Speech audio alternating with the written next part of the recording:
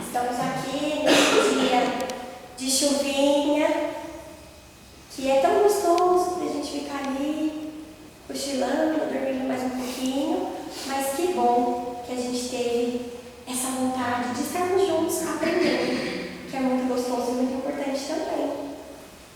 Todos aqui já são amigos, são do estudo, somos todos de casa. Eu sou a Carol, também estudante da casa. E o tema de hoje, assim como aqui, em várias casas espíritas, né, que a gente vai observando pela internet, as casas irmãs, os templos religiosos das igrejas, de alguma forma, na data de hoje, a gente se une para refletir e para aprender um pouquinho mais. A doutrina espírita não tem datas instituídas, como, por exemplo, no calendário católico, né, que tem várias datas. Nós não temos essas datas, mas nós aproveitamos as oportunidades para desmistificar, para aprender, para, de alguma forma, esclarecer alguns comportamentos, algumas coisas que existem na sociedade e que, de alguma forma, a gente vai refletir de outra maneira, sobre outro aspecto. E hoje, nesse dia de finados, que quando a gente vai pesquisar, a gente percebe que ele não tem, assim, uma história única, né? A origem desse dia não tem uma história única. O dia de finados, ele vem em várias datas, em vários países, em várias épocas diferentes, como uma forma de pensar naqueles que já se foram. Que por mais que cada religião, que cada crença tenha o seu pensamento em relação ao que acontece depois da vida material, mas de alguma forma todo mundo tem no íntimo que existe algo além.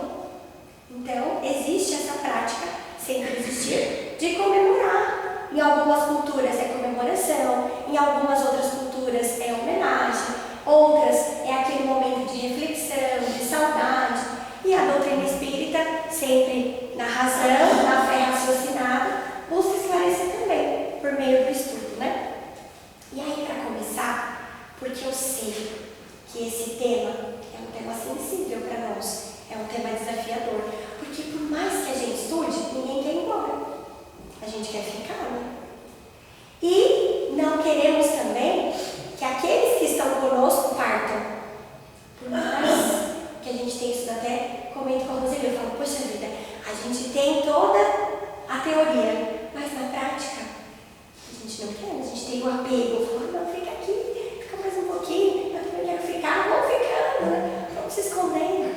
Mas, até porque também tem uma obra que a gente estuda na casa, que a gente recomenda o estudo, estuda na casa no sentido de colocar nas palestras, de sempre divulgar trechos, tem disponível na biblioteca também o livro do Herculano Pires, que, para quem não conhece, foi o tradutor das obras da codificação, traduziu do francês para o português, e segundo o Chico, né, segundo o Emmanuel, aquele espírito que acompanhava o Chico, na verdade, ele foi o método que melhor mediu Kardec, porque de alguma forma ele conseguiu interpretar de uma forma mais sóbria os ensinamentos.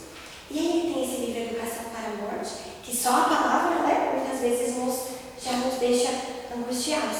E aí ele coloca lá que muitas vezes esse medo que a gente tem, essa coisa de não querer comentar, de não querer falar, é justamente pela simbologia que a morte foi tendo ao longo dos anos. É a caveira, é aquela coisa trevosa, negativa, como uma punição, a pena da morte, né, como uma punição, como encerramento, como perda, como fim, como nada. Então essas simbologias vão causando esse medo, essa angústia. E como que a gente faz para virar esse jogo, né? Falar mais, estudar mais, olhar mais para isso. Kardec separou, juntamente com os espíritos, uma obra só para falar sobre isso, que é o Céu e o Inferno e a Justiça Divina segundo o Espiritismo. Que aí ele vai falar sobre os anjos, demônios, o céu e o inferno, na primeira parte. E na segunda parte tem vários relatos de espíritos de diversas categorias, desde aqueles mais equilibrados até aqueles mais perversos, suicidas, os criminosos, os que vivenciaram aviações terrestres duríssimas, né? Vivenciaram aquelas provas. E eles vêm contar, eles vêm narrar como foi a sua experiência depois da vida. Então é um excelente livro de estudo para a gente conhecer e se aprofundar mais. E eu acredito muito também nas histórias, para quebrar um pouco o gelo. Esse ano, na sala que eu estou, na sala de aula que eu dou aula, 3 crianças tiveram familiares que faleceram, né? O pai ou a mãe. E aí a gente fica assim, nossa, como trabalhar? Porque já é difícil pra gente. Como orientar, né? Como acolher nesse momento tão difícil.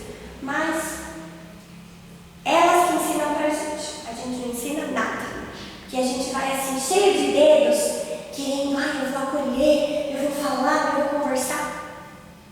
Eu vou trazer histórias, eu vou trazer falas, livros e nada. Elas que ensinam pra gente. Por isso que Jesus falou que nós temos que ser como crianças, para merecer o reino dos céus. Porque elas têm uma segurança e uma naturalidade que no final elas que consolam a gente. A gente fica ali impressionado com a situação e elas levam no natural. Então esse foi um aprendizado muito grande para mim esse ano. Ver o quão natural foi, né? O entendimento que elas tiveram. Que tiveram sim a tristeza, mas a naturalidade de contar pra gente, de contar para os colegas, mas de seguir a vida, de continuar, né, de trilhar, então que a gente possa se inspirar nas crianças. E pensando nisso, tem uma história que eu gosto muito e que eu queria contar para vocês, porque eu acho que essa história, quando a gente relaciona ela com a doutrina espírita, a gente consegue quebrar o gelo para falar sobre esses temas que muitas vezes são sensíveis. Essa história é a história de um ratinho. Esse ratinho, muito curioso, ele vivia nos limites de um muro vermelho com outros animais. Então tinha aquele muro vermelho e ele estava ali no meio, junto com outros animais.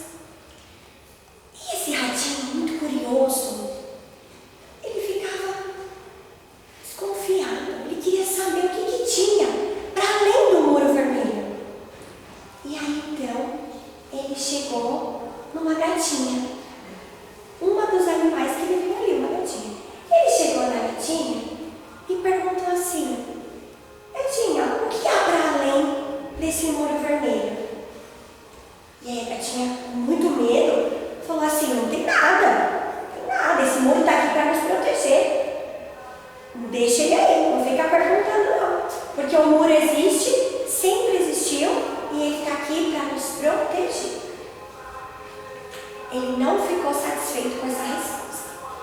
Então ele seguiu em frente e aí ele encontrou uma raposa.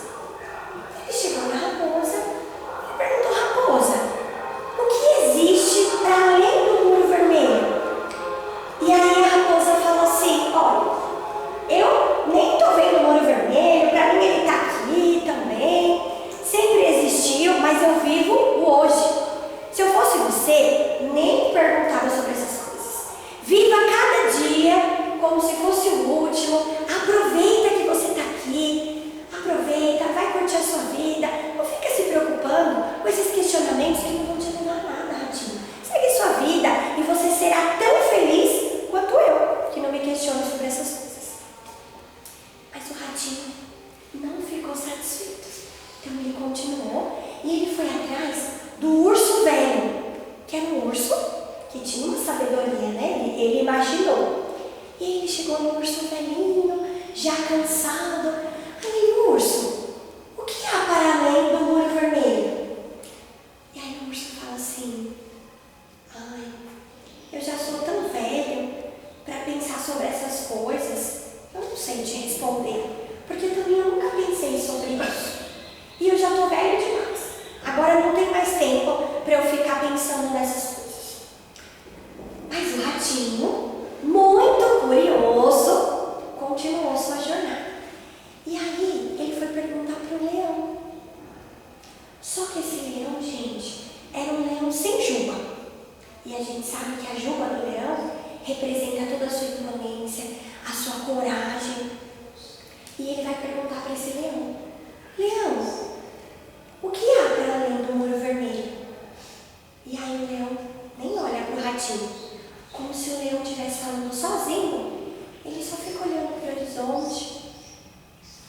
assim: não tem nada, não há nada para além do muro vermelho. Já cansado de não obter as respostas que ele tanto procurava, ele olha para o alto. E quando ele olha para o alto, ele vê o céu, ele percebe que tem um pássaro. E esse pássaro está cruzando o muro vermelho. Ele fica maravilhado, ele fala: pássaro, ele começa a abanar as patinhas, fala: pássaro, vem aqui, você voa e você cruzou o muro. Eu quero saber o que há para além do muro vermelho. E aí o pássaro fala: ao invés de te contar, eu vou te levar lá, sobe aqui e vamos conhecer o que há para além do muro vermelho. E aí então ele sobe ali na retaguarda aqui do pássaro e ele sai voando. E o ratinho fica maravilhado, porque ele descobre que tem muita vida para além daquele muro. Ele descobre as belezas da natureza que existe lá. E que o que ele conhecia era um pedacinho bem pequenininho, que existe muita coisa além. E ele fica encantado, ele fica maravilhado. E na hora de voltar, ele fala assim: nossa, eu preciso saber o que há para além do muro vermelho. Eu preciso contar, agora que eu sei, né? Eu preciso saber, eu preciso contar, agora que eu já sei, eu vou contar para os meus amigos. Eu vou contar para todos os animais o que existe para além do muro vermelho. Mas tem uma coisa que começa a intrigar aquele ratinho. Quando ele vai se aproximando do local onde ele vive, ele não enxerga mais o muro. Cadê o muro que estava aqui? Aí ele fala para o pássaro: ué, cadê o muro que sempre existiu aqui? Aí o pássaro fala assim: muro? Nunca houve muro nenhum. Só vocês que falavam desse muro, porque eu mesmo nunca vi que ele existia. E aí o ratinho percebe que esse muro só estava aqui. Ele não existia na realidade. E quando ele chega para contar para os outros animais o que tinha, né, para além do muro e mais, para dizer que o muro nem existia, os outros animais, o leão, o urso, o gatinho e a raposa, eles ficaram assim um pouquinho desconfiados. Não, calma, como assim que não tem muro? Como que é isso? Não, peraí. Mas ele fala: é verdade, vem, vamos lá, vamos conhecer. E aí a raposa, o urso e o gatinho, mesmo desconfiados, começaram a dar pequenos passos. E quanto mais eles se aproximavam do muro, mais eles percebiam que o muro não existia. Mais eles se constatavam que esse muro só tinha na cabeça deles, que não existia na realidade. E assim, todos cruzaram o muro vermelho. Só o leão sem juba, que ainda permaneceu por um tempo.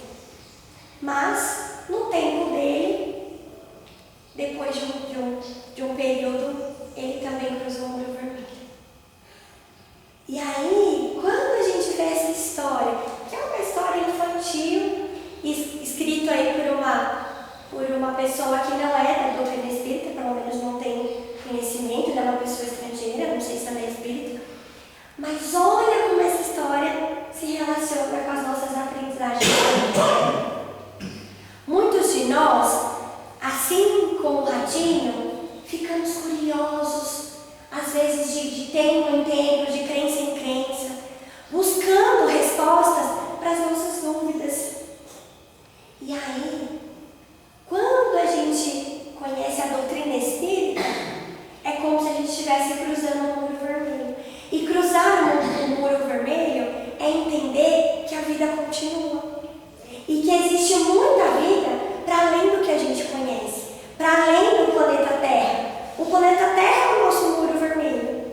E ele é um pedacinho bem pequenininho, é uma fração bem pequena.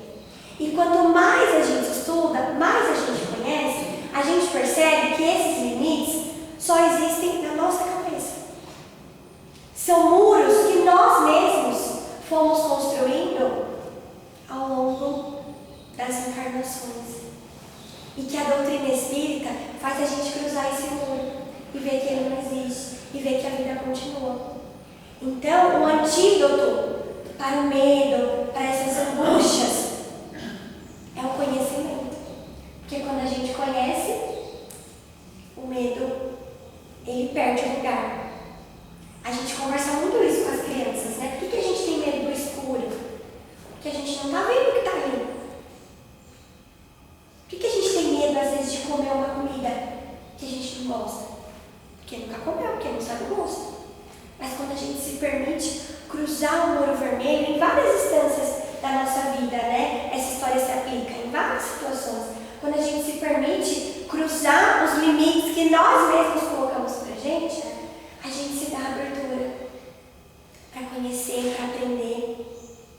Esses dias, estudando a Gênesis, nós descobrimos que cabem 1.300, cerca de 1.300 planetas terras dentro de Júpiter. Então, a gente vendo lá sobre os planetas, a gente viu que Júpiter é tão grande que poderia caber outras 1.300 terras dentro dele. E isso, saber isso, muda tanto a perspectiva que a gente tem da vida, muda. Muda tanto a importância que a gente dá para as coisas. A gente fala, o nosso muro vermelho é tão pequenininho. Nós somos um grãozinho de areia no deserto. Todos os nossos problemas, as nossas inquietudes, por tudo que a gente briga, por tudo que a gente se angustia, cabe numa bolinha bem pequenininha, se comparada diante do universo. Mas, ao mesmo tempo, também mostra que nós somos importantes para o Criador, porque Ele nos escolheu para encarnar. Ele nos escolheu para ser criatura. Ele nos escolheu para ser filho dele. Então, a gente tem a nossa importância também. E aí, dando continuidade, ainda naquele livro de Educação para a Morte, do Herculano Pires, ele conta uma passagem de que Sócrates, como todo mundo sabe, aquele filósofo, ele foi condenado à morte, foi condenado a tomar aquele veneno e fazer a morte, mais uma vez, né? A morte como uma punição, porque ele esclarecia as pessoas e tal como Cristo, ele também foi condenado à morte, assim como tantos outros ao longo da história. E aí a esposa dele, quando ele estava lá preso, esperando o cumprimento da sentença, após o julgamento, chegou desesperada para falar com ele. Falou, Sócrates, saiu o resultado do seu julgamento e você foi condenado à morte.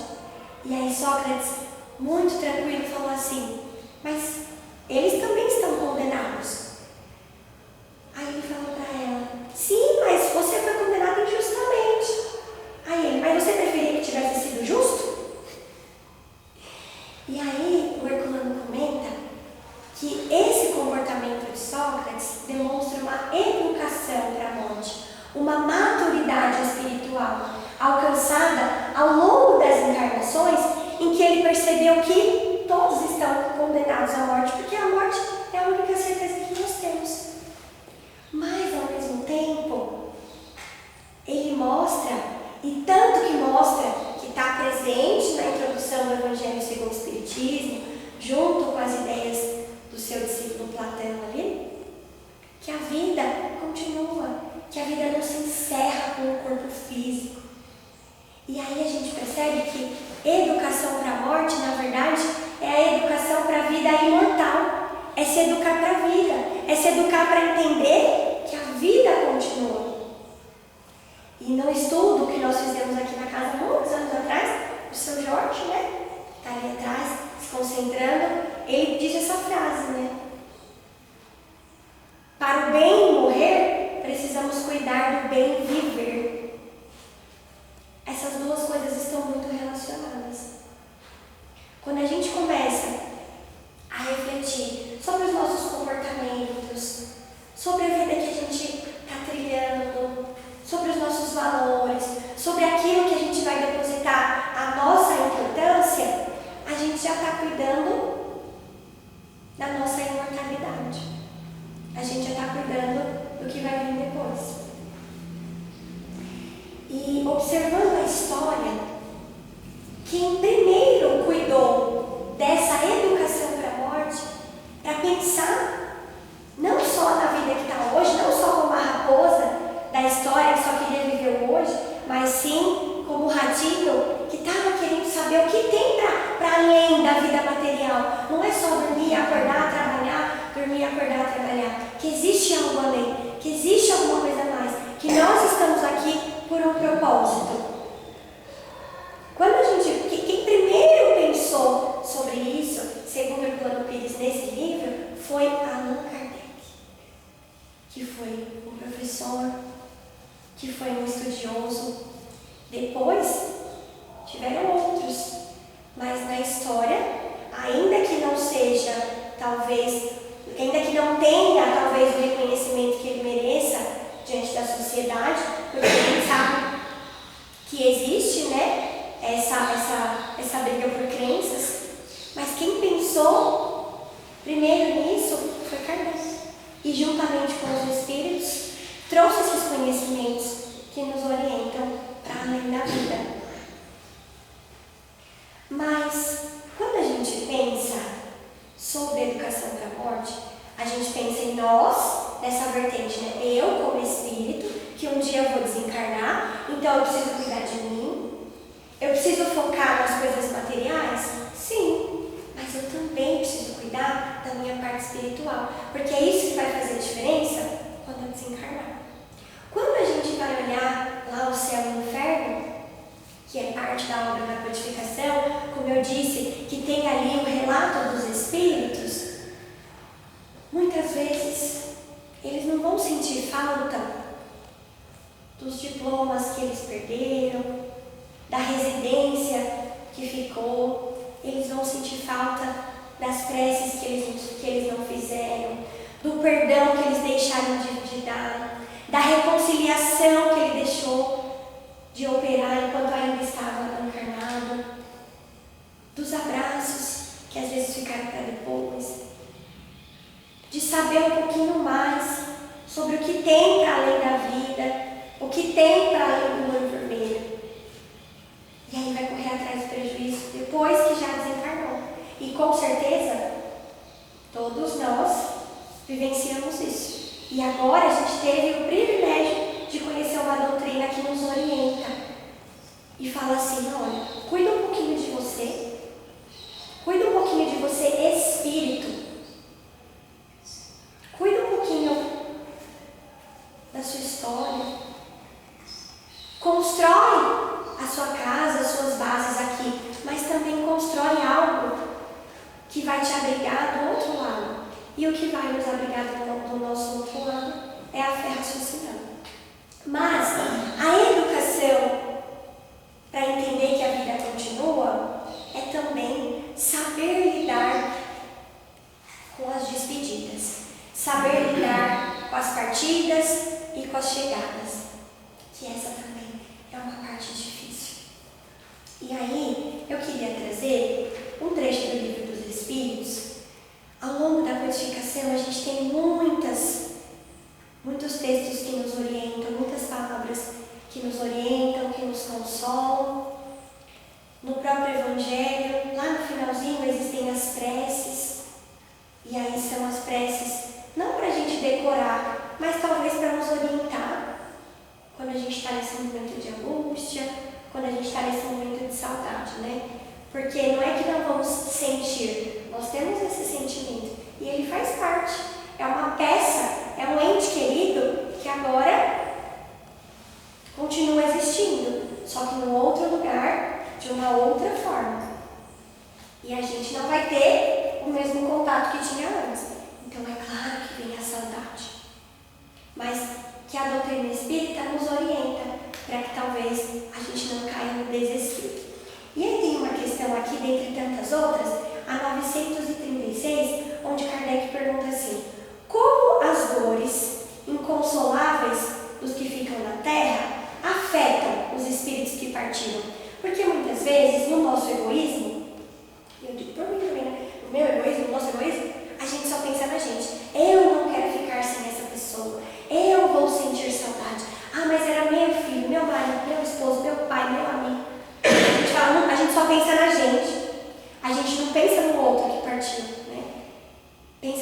que como que eu vou ficar sem aquela pessoa? A gente não pensa que o outro também está vivendo seus desafios. E aí ele fala isso. Como que é para aquele que partiu, vendo o desespero de nós que estamos aqui, né? E aí os Espíritos falam assim: o Espírito é sensível à lembrança e às lamentações daquele que amou, mas uma dor incessante e desarrazoada o afeta penosamente. Então ele fala assim: a lembrança da saudade sincera que utiliza a prece como ferramenta para se comunicar através do pensamento, através do coração, de dizer assim: ó, você está aí, cara, você foi na frente, eu estou com muita saudade, mas você está vivo, estamos juntos, um dia, se for do nosso merecimento, vamos nos reencontrar. É diferente daquele desespero que a gente vai trazendo no coração e que aí ele vai sentir, né?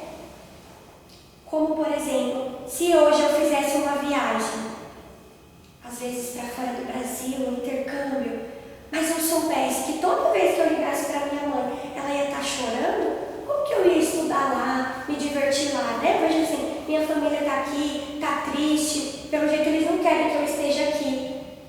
E aí não consigo me viver plenamente, né? As experiências que eu tenho para viver, porque eu sei que a minha família está aqui, está triste, está desconsolada. Então ele fala assim, porque ele vê nesse excesso, né, nesses excessos que nós temos, uma falta de fé no futuro e uma falta de confiança em Deus. E por conseguinte, um obstáculo ao progresso e talvez ao próprio reencontro com o que os deixou. Então ele também fica triste lá, porque ele fala: ah, mas desse jeito a gente não vai conseguir se reencontrar. Porque com esse desespero, ele está demonstrando falta de fé, está demonstrando que não acredita, que não confia em Deus. E isso vai dificultar um possível encontro, uma possível comunicação, um possível contato por meio do sonho, por meio do pensamento. Porque eu não preciso me desesperar na casa espírita atrás da psicografia. A gente pode conversar com o pensamento pela prece. Se eu pensar com muito carinho, com muita fé, com muito amor, ele vai sentir. Ele vai sentir aqui. E aí tem um comentário de Kardec. Estando o espírito mais feliz do que na terra, lamentar que tenha deixado essa vida é lamentar que ele seja feliz. Dois amigos que estão presos na mesma cadeia, ambos devem ter um dia de liberdade. Devem ter um dia, né, a liberdade. Um dia eles vão alcançar a liberdade. Mas um deles tem primeiro, a pena acabou primeiro. Seria caridoso que aquele que continua preso se entristecesse por ter o seu amigo se libertado antes? Não haveria de sua parte mais egoísmo que a afeição, ao querer que o outro partilhasse por mais tempo do seu cativeiro e dos seus sofrimentos? Olha que ele compara o mundo material com um cativeiro de sofrimentos, porque nós estamos aqui como provas e expiações, e fazendo uma comparação, a nossa verdadeira vida é o mundo dos espíritos.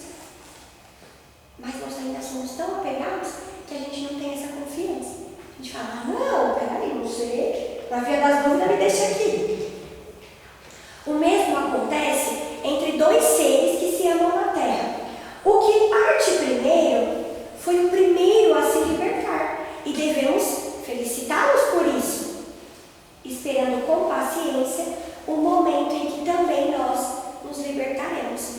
E é claro que para atingir esse patamar, a gente precisa continuar tendo esses momentos para falar junto, para pensar junto, para estudar e para fortalecer essa fé. E aí, para finalizar, começamos com uma história, vamos finalizar também com uma outra história. E essa, ao se despedir aqui, não se despedir da vida, se despedir da casa e de volta ao lar, nós temos esse texto disponibilizado, vocês também podem pegar mais de um, para fazer a leitura, para entregar às vezes para um ente querido. Está ali na frente das mensagens, é uma folhinha um pouquinho maior. E esse aquele poeta francês que escreveu vários livros e que ele tinha essa mensagem que se chama partidas e chegadas.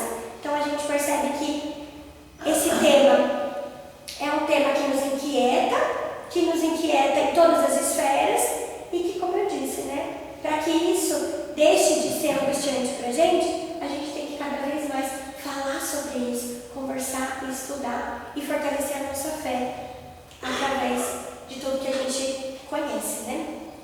E aí nesse texto ele vai dizer que esse processo de desencarnar, de morrer, é como uma viagem. E aí ele coloca como exemplo um barquinho. Quando a gente vê um barco, um cruzeiro, um veleiro, no mar, ele vai se distanciando da gente e a gente está com aquela sensação de despedida. E aí ele vai se distanciando, até sumir de vez. Mas por mais que ele suma dos nossos olhos, ele não deixa de existir. Do outro lado da praia, tem alguém recepcionando esse barco. Recepcionando com muita alegria. Muito feliz por essa chegada. Para nós aqui é uma partida. Para quem está na outra margem, é uma chegada.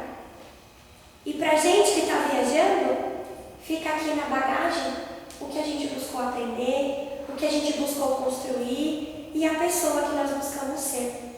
Então, no dia de hoje, assim como todos os outros dias, e quando chegar o nosso momento de vivenciar não só essa partida, mas de ver os nossos amigos e familiares partindo, que a gente tenha a doutrina espírita como bússola para orientar e guiar essa travessia. Muito obrigada e até a próxima.